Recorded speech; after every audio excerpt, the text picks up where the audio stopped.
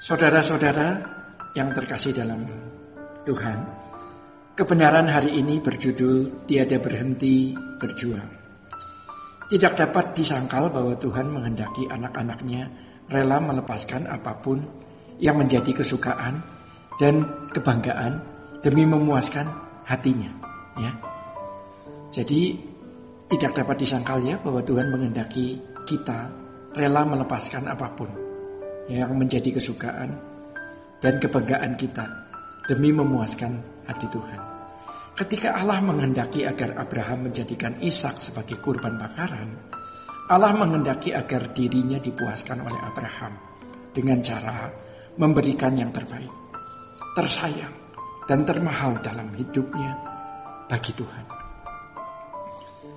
Saudara, dari apa yang tertulis dalam Alkitab ini, tampak sekali tidak ada keraguan dalam hati Abraham terhadap Allah yang memerintahkan dirinya untuk melakukan sesuatu yang benar-benar asing dan aneh. Perintah Allah itu aneh, sebab cara pengorbanan seperti itu biasa dilakukan oleh orang-orang Kanaan.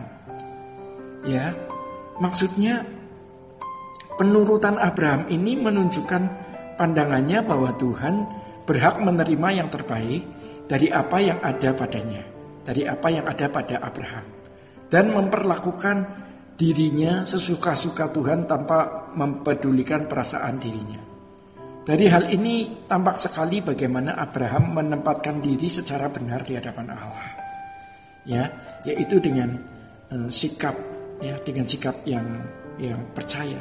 Sikap ini adalah sikap yang luar biasa, ya, tetapi normal di hadapan Tuhan. Sebab memang Tuhan berhak diperlakukan demikian.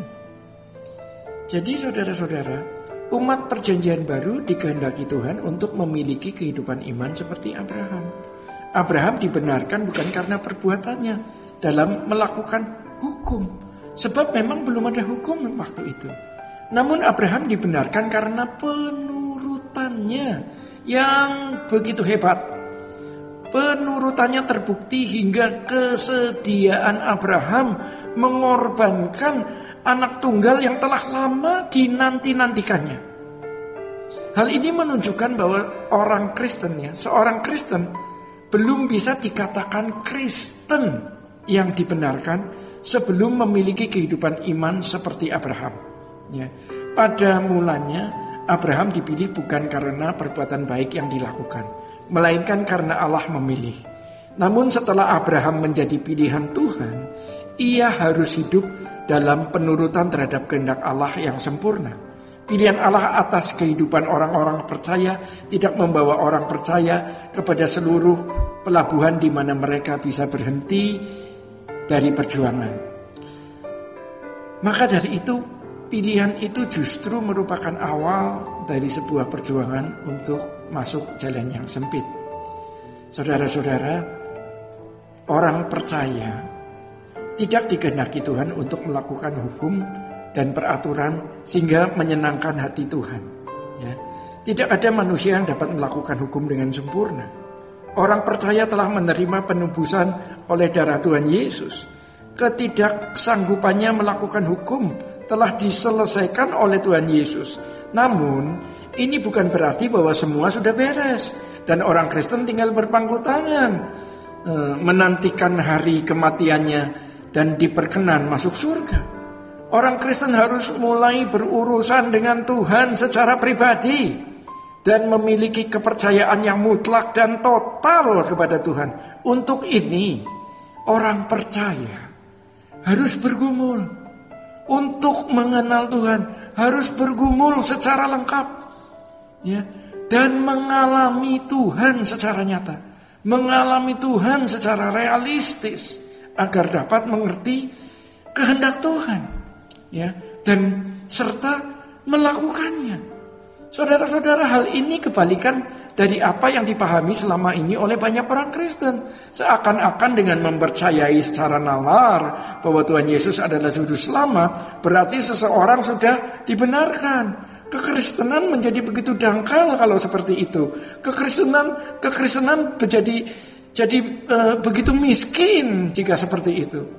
Ya, tidak ada keagungannya, tidak ada keluar biasaannya.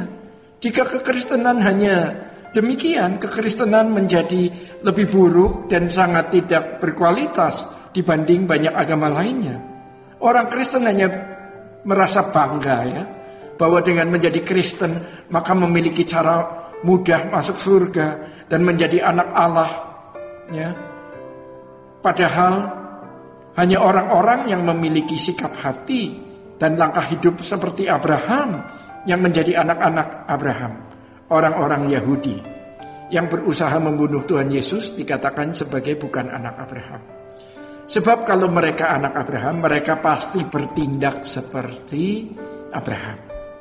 Kalau ada orang-orang Kristen yang tidak mau mengerti misi utama yang dibawa oleh Tuhan Yesus, tetapi berkeras dengan gairah duniawi dalam dirinya, ia pun bukan anak Abraham.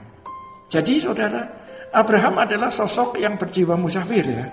Abraham adalah sosok yang berjiwa musafir dan menunjukkan hidupnya hanya untuk menerima negeri yang Allah janjikan.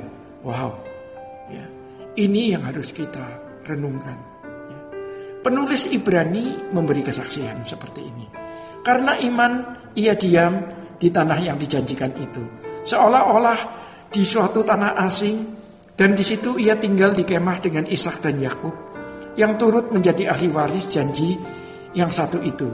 Sebab ia menanti-nantikan kota yang mempunyai dasar, yang direncanakan dan dibangun oleh Allah.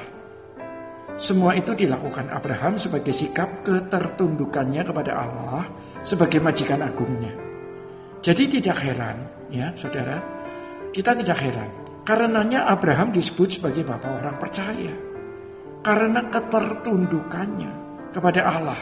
Meskipun tidak ada dasar baginya untuk berharap. Sikap hidup Abraham menjadi teladan bagi orang percaya untuk berani melepaskan segala sesuatu demi kehendak dan rencana Allah. Tanpa keberanian untuk melepaskan segala sesuatu seperti yang diteladankan oleh Abraham.